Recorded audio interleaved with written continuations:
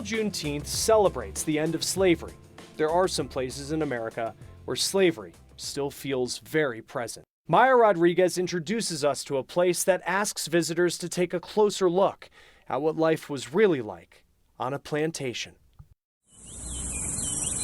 Just inside the levee, holding back the mighty Mississippi,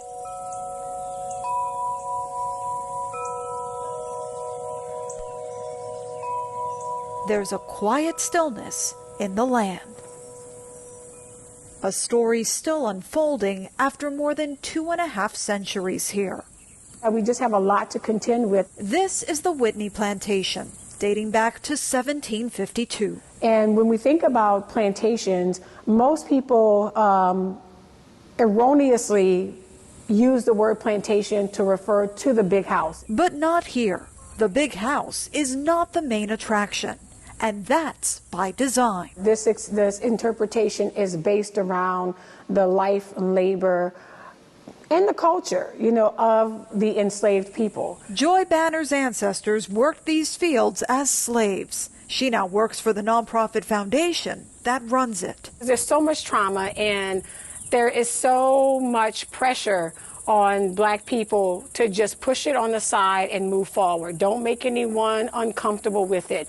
So I'll be honest, I'm unpacking my feelings about the cabins, the plantations, every single day. 7 years after opening to the public, the Whitney remains one of the only plantations in the country whose focus centers on the people who were enslaved here. If we are presenting true history, then I don't see there being any other choice but to center it around the enslaved people. Inside a church on site,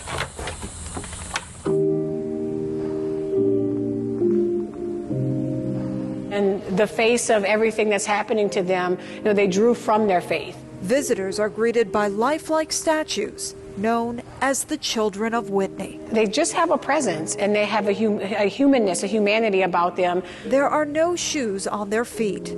Their clothes threadbare. It's a reminder that the system of slavery impacted children as well. And even after Juneteenth and news of their emancipation, not everyone could afford to leave. Many stayed, working the land under a new system, not slavery in name, but difficult to get out from under. As in the case of Whitney, there's a plantation store. And so all of their staples, all of their groceries, items that they need are purchased from the store, which is then deducted from their wages, right? So then you have a system of debt that's created and perpetuated. And so you have generations of people that stay on the plantation and work on the plantation. And this happened until when? When did people stop working the land here? Until the 1970s. The 70s? Yes. The cabins that we have here on site, we have 2 original cabins. There were people that were living in them until the mid-1970s. The cabins are a stark reminder of slavery, moved to be located much closer to the big house than they were in the past. Some days I'm still kind of in this desensitized mode, I think, just to go about my day. And then there's other days where I walk by the cabin and it's like, people lived here. My ancestors lived here. It's also emotional, a place of uncertainty and pain in the past, still felt today. Think about the trauma. It may be a person that has just been separated from their family, right? Because that person that you welcome into your family unit and you love as part of your family, he could be sold tomorrow. So when people love someone else in a community, that's an act of resistance to stay human and to stay connected with each other. And for the 100,000 people who visit each year, Joy Banner hopes their message about what plantations were really like historically helps them think about what racism looks like today. I would also encourage people to understand, how does racism take shape and form in their own communities, right? And what is it that we can do to learn more or to help more?